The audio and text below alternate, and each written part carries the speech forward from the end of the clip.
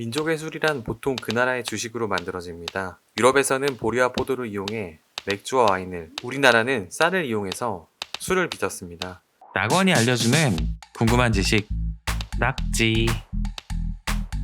우리나라 전통주에는 대표적으로 발효주, 증류주가 있습니다. 발효주는 쌀과 누룩을 섞고 거기에 물을 부어 발효를 시키면 됩니다. 이때 술의 여과 여부에 따라서 청주와 탁주로 나뉘게 되는데요. 청주는 발효 과정 중에 혼탁한 부분을 여과하여 맑은 부분만을 빚은 술입니다. 탁주는 청주를 여과 후 남은 친전물에 물을 넣고 다시 한번 걸러낸 술입니다. 여과 없이 막 거르다 보니 막걸리라고 불립니다.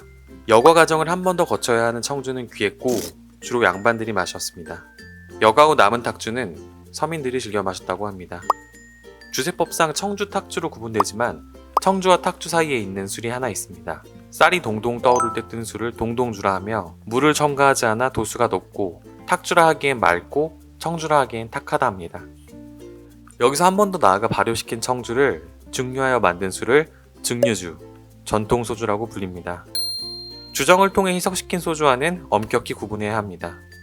이렇듯 우리의 주식인 쌀을 이용해 집집마다 술을 빚는 문화를 가양주라고 불리웠습니다. 이 가양주는 지역 특색에 맞게 특유의 술맛으로 발전하고 있었습니다만 현재 우리나라는 희석식 소주가 주류를 이루게 되었습니다. 우리의 가양주 문화는 어떻게 우리 곁을 떠나게 된 것일까요? 우리나라의 술 문화에는 두 가지 고비가 있었습니다. 영조, 금주법. 영조가 사도세자만을 대주로 가둔 것이 아닙니다. 근검절약의 아이콘인 영조는 술 또한 사치로 여겨 금주령을 전국적으로 명하였습니다. 조선시대에도 기근이 들었을 때 식량 절약 차원에서 종종 금주령은 있었습니다. 다만 기금이 해결되거나 일정 시간이 경과하여 금주령을 풀곤 했었는데요. 영조는 달랐습니다. 영조는 즉위와 동시에 술을 절대 금지하겠다고 선언하였고 술을 빚다 걸리면 사형이라는 강한 금주법이 시작되었습니다. 신하들은 왕의 권력 퍼포먼스라고 생각했지만 법을 어긴 신하에게 참수형을 실행한 영조는 금주의 진심이었습니다. 여담으로 태생적으로 몸이 약한 영조는 송절차라는 솔잎으로 만든 차를 즐겨 마셨는데 영조가 즉위하기 전 송절차는 송절주라고 불리웠습니다.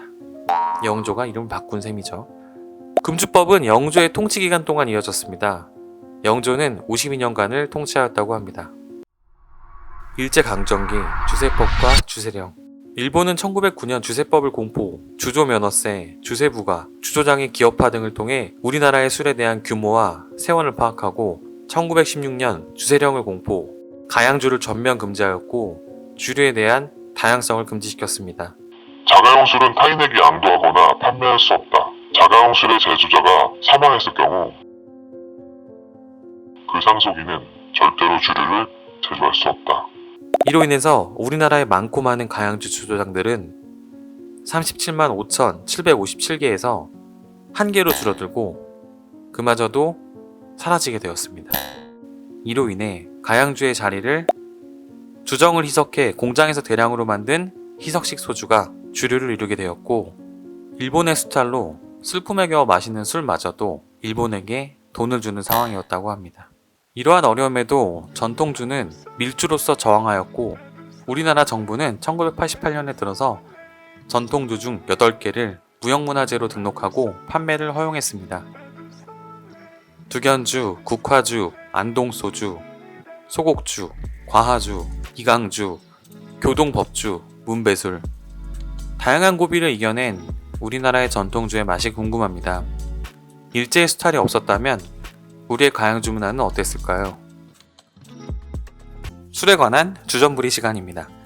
스님들은 술을 긍정의 의미로 반야탕, 부정의 의미로 미혼탕, 화천이라고 불렀다고 합니다.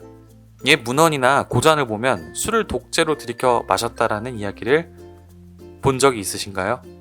옛날에는 술을 거르는 기술이 발달하지 않아서 큰 술단지라 하여도 위에 떠있는 술만 마실 수 있었고 지금과 비교하면 도수도 매우 낮은 술이어서 독재로 마시는 것이 엄청난 대주가는 아니라고 합니다.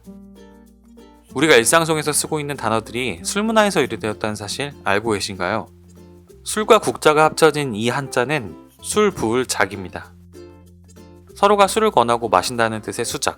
하지만 술을 권하고 이야기를 하다 보면 미략을 맺거나 음모를 꾸미는 등 안 좋은 일들이 많기에 점차 부정적인 뜻이 되어 행동이나 계획을 낮잡아 부르는 말이 되었습니다. 옛 술병은 도자기였습니다. 술병에 술이 있으면 양을 가늠할 수 없기에 흔들어보고 술의 양을 보고 적당히 기울이며 술잔을 채웠는데요. 술의 양을 가늠해 넘치지도 않고 부족하지도 않게 술을 따르는 것을 짐작이라고 합니다. 여러분도 짐작하셨듯이 미리 어림잡고 생각하는 것을 짐작이라 합니다.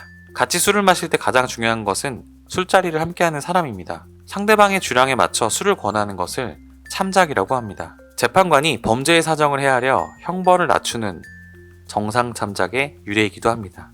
적당히 술을 따른다는 뜻을 가지고 있는 단어 작정이라고 합니다. 계획 없이 행동하는 것을 우리는 무작정이라고 말하곤 합니다. 옛날이나 지금이나 술은 적당히 마시는 것이 미덕입니다. 낙원이 알려주는 궁금한 지식 낙지.